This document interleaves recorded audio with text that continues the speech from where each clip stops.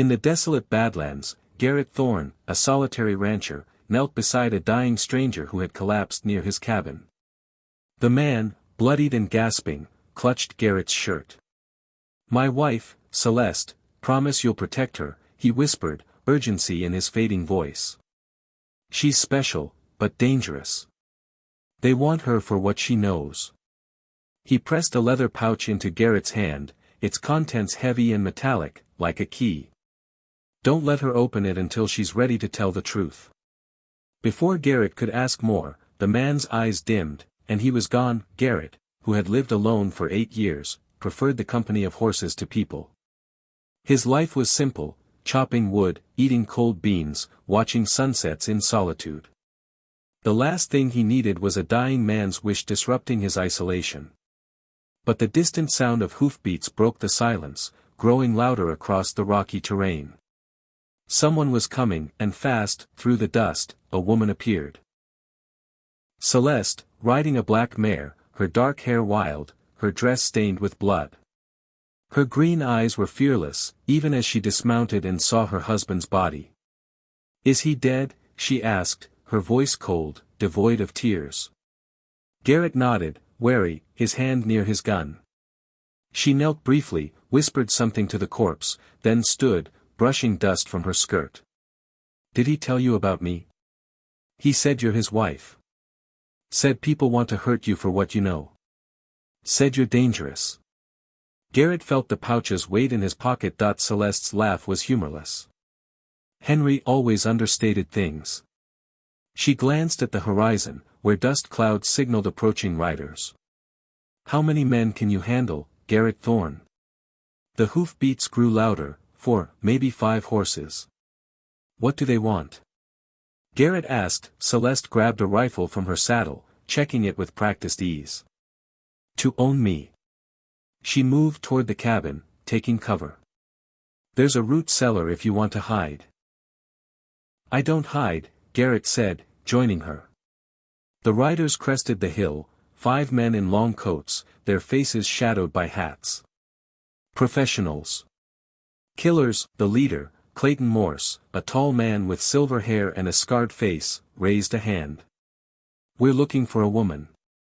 Dark hair, green eyes, riding with Henry Walsh." He gestured at the body. "Looks like we found part of her trail." Garrett tightened his grip on his rifle. "Haven't seen her." Morse's smile was cold. "Tracks lead to your door. She's wanted for murder, a judge in Santa Fe, 2 deputies, $5,000 reward, dead or alive." Celeste whispered, "He's a federal marshal, but corrupt. The others are bounty hunters. The judge took bribes, sold verdicts. I had proof. Why not turn him in?" Garrett asked. "The sheriff was bought. The whole territory was."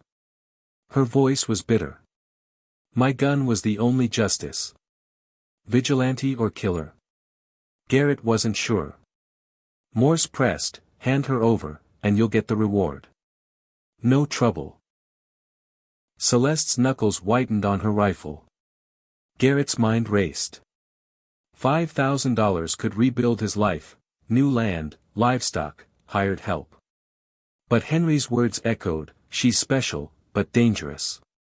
The pouch in his pocket felt heavier. "She's not here," Garrett lied. Morse's smile vanished. His men fanned out, and a bullet splintered the post near Garrett's head. Celeste fired back, dropping a bounty hunter with a shoulder shot. "Root cellar." Garrett shouted. "They'll burn us out if we're trapped," she replied, her shots precise, forcing the attackers to scatter. She wasn't just fighting, she was strategizing, buying time. For what? Garrett demanded, ducking behind a chopping block. "Back up," Celeste said, reloading. Henry sent word ahead. "If we hold out 10 minutes, more hoofbeats thundered from the east." Friend or foe, Garrett couldn't tell. Morse's men shifted tactics, shooting at the cabin, water barrels, even Garrett's horses. They weren't after capture anymore. They wanted destruction. Then, the new riders arrived, 10 men, led by a weathered marshal named Davidson. "Clayton Morse, you're under arrest," he called. By order of the territorial governor. Morse's face paled. What is this, Davidson? Justice, Davidson replied. Judge Morrison confessed before he died of a heart attack. Bribes, fixed trials, murders. Celeste frowned. If Morrison's dead, why chase us? Because you and that ledger can expose the whole network, Morse snarled. Garrett pulled the pouch from his pocket. Inside was a leather-bound book, names, dates, bribes. Evidence of corruption spanning years. He handed it to Davidson, who whistled. Enough to bring down half the territory. Morse drew his gun in desperation. The fight was quick, 2 of his men fell, and Morse was wounded. Davidson's men secured the survivors. Charges against you are dropped, Celeste, he said. Self-defense. Garrett surveyed his ruined cabin, dead horses, and shattered supplies. 8 years, gone. But he'd kept his promise to Henry. That felt like enough. Celeste knelt by Henry's body, whispering again. Tears glistened in her eyes. He deserved better than dying in the dirt, she said. He got justice, Garrett replied. That as the marshals left, silence returned. Celeste prepared to leave. I need to go. More of Morrison's men will want revenge. Stay, Garrett said, surprising himself. Help me rebuild. You're tired of running. Her eyes softened, then hardened. You don't know me. I killed 3 men in that courtroom. I'm not the kind who builds homes, I burn them down. Henry didn't think so, Garrett said. You promised him you'd live again. Learn how, with me. She hesitated, then dismounted. If I stay, it's as Celeste. Not Henry's widow. I wouldn't want it any other way. That night, by a fire, they shared coffee and planned. Celeste revealed her past, a farm with her first husband, Thomas, destroyed by Morrison's men after he witnessed corruption. She tried legal routes, but the system failed her, so she took justice into her own hands. I'm not asking you to change, Garrett said. Just stay. Morning brought Davidson with a wagon of supplies, lumber, tools, provisions, compensation from the governor, plus Celeste's pardon. They began rebuilding, working in sync.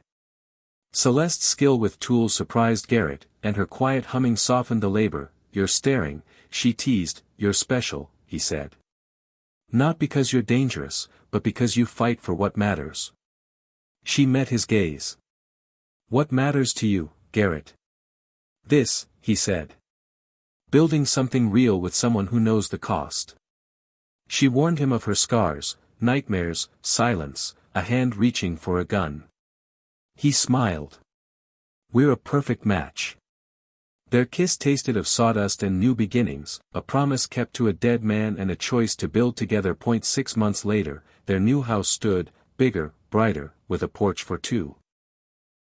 They married in spring, the mountains their witness.